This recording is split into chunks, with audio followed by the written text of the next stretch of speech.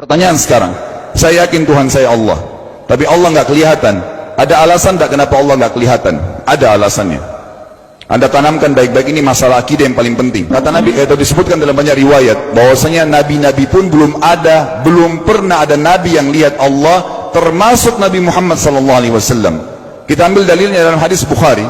Waktu Nabi SAW pulang dari Isra Mi'raj, jemaah sekalian, Aisyah bertanya radhiyallahu anha, berkata, istri beliau, ya Rasulullah, hal tara rabbak, apakah anda waktu Mi'raj ke langit, terima perintah salat, sempat lihat Tuhan anda enggak? Lihat enggak Allah itu bagaimana? Apa jawaban Nabi SAW? Nurun ala nur anna arah. Allah itu cahaya, di atas cahaya, terang sekali, bagaimana saya bisa melihatnya? Artinya Nabi SAW mengatakan, saya sendiri belum pernah lihat bagaimana itu Allah. Contoh sebelumnya Nabi Musa alaihissalam.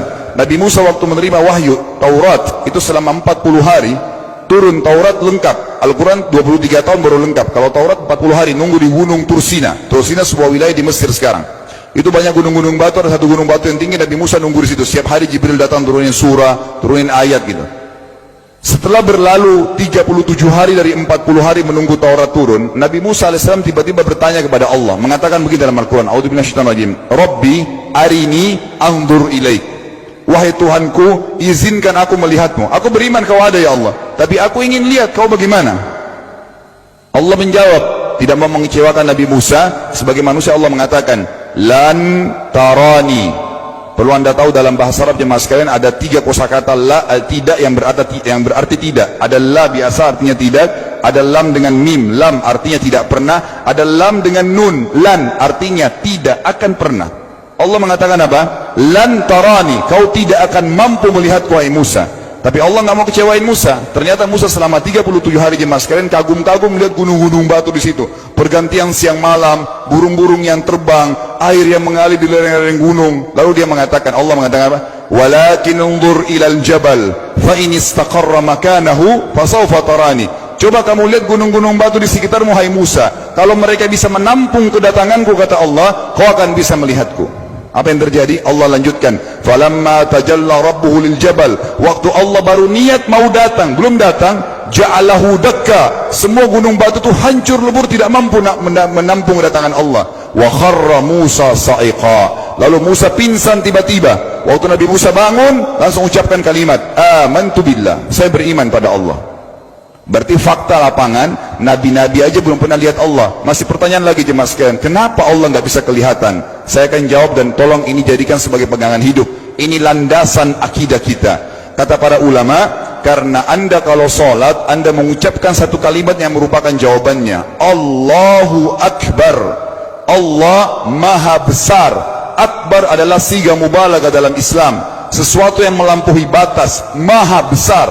Kita terangkan. Kata Nabi SAW, perumpamaan bumi yang kalian tinggali ini dibanding dengan langit pertama di atas kepala kalian, ada 7 lapis langit. Allah mengatakan, sab'an shidada, 7 lapis langit yang kokoh. Alladzi khalaqa sab'a samawatin tibaqa, yang menciptakan langit tibaqa bersusun, 1, 2, 3, 4, 5, 6, 7. Allah di atas langit ke-7. Kata Nabi SAW, perumpamaan bumi yang kalian tinggalin dibanding dengan langit pertama di atas kepala kalian, ibaratnya seperti cincin yang dibuang di padang pasir.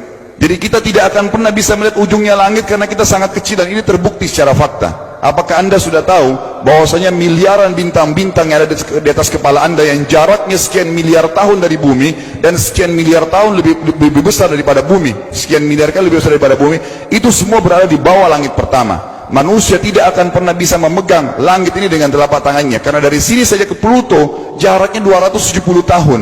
Nggak bakal bisa ada astronot dikirim kena mati di tengah jalan. Jaraknya jauh sekali bintang-bintang, dan semua berada di bawah langit pertama. Kata Nabi SAW, di atasnya ada langit kedua besarnya, digabung antara bumi sama langit pertama seperti cincin dibuang di padang pasir. Langit ketiga, 2, 1 dan bumi digabung tiga-tiganya, dimana langit ketiga seperti cincin dibuang di padang pasir, sampai langit ke-7, 5, 6, 4, 3, 2, 1 dan bumi, 7 juga digabung, dibanding langit ke-7 seperti cincin dibuang di padang pasir. Dan langit yang luas ini jemaah sekalian dipenuhi dengan makhluk Allah yang lain namanya malaikat. Dalam hadis Bukhari kata Nabi SAW, waktu saya sedang dimi'rajkan ke langit, tidak ada 4 jari pun ukuran di langit yang luas itu, kecuali saya temukan malaikat yang sedang ruku atau sujud, penuh dengan jumlah mereka. Anda tahu malaikat itu ada namanya nama kelompok, seperti Raqib, Atid itu kelompok. Di bawah Raqib banyak miliaran malaikat, di bawah Atid miliaran malaikat. Sama dengan Munkar Nakir, ada memang nama kelompok. Makanya kalau manusia 5 miliar, rakib atidnya 10 miliar. Rakib atidnya 10 miliar. Lalu kata Nabi SAW, di atas langit ketujuh ada Sidratil Muntaha. Besarnya digabung antara 7 lapis langit dan bumi. 8 hanya seperti cincin di bawah di padang pasir. Di atas Sidratil Muntaha ada sebuah lautan yang Allah ciptakan. Lautan itu besarnya digabung antara Sidratil Muntaha, 7 lapis langit dan bumi. 9-9-nya seperti cincin dibuang di padang pasir. Makanya kalau anda baca Quran, anda baca ayat wa kana arsyu 'alal ma', singgasana Allah di atas air. Ini maknanya, air adalah ada lautan. Lalu kata Nabi SAW, arsy-nya Allah di atas lautan itu singgasananya Allah. Besarnya digabung antara lautan, Sidratul Muntaha, 7 lapis langit dan bumi. 10-10-nya hanya seperti cincin dibuang di padang pasir. Anda sudah hafal ayat kursi? Apa artinya? Ayat tanda-tanda kebesaran Allah. Kursi itu artinya bukan tempat duduk, tapi tempat pijakan kaki raja di singgasana. Kalau raja inginnya singgasananya dipijakan kaki, itu namanya kursi. Kita baca apa? Wasi'a kursiyuhu as-samawati wal ard. Pijakan kakinya Allah saja sudah menutupi seluruh langit dan bumi ini. Jadi kita mustahil bisa melihat Allah karena besarnya Allah Azza wa Jal. Tinggal kita tutup jemaah sekalian. Kira-kira, lalu bagaimana saya berhubungan dengan Allah? Jawabannya sederhana. Anda lingkari namanya Allah, ini Tuhan kita. Yang menyembah selain Allah kafir, yang mempartisipasikan Allah dengan makhluknya, masih sembah berhala, kuburan, jimat, namanya syirik. Dua-dua nggak boleh. Untuk berhubungan dengan Allah yang tidak kelihatan dengan mata kita ini, tapi kita bisa rasakan keberadaannya, cuman satu cara. Di bawahnya lingkarin ibadah. Salat, puasa, zakat, haji, takziah, ziarah kubur, semua ini adalah rangkaian ibadah untuk berhubungan dengan Allah. Semua ibadah ini jemaah sekalian harus seperti yang Allah mau, bukan yang Anda mau. Ini penting. Karena kalau tidak seperti yang Allah mau, Allah tidak terima.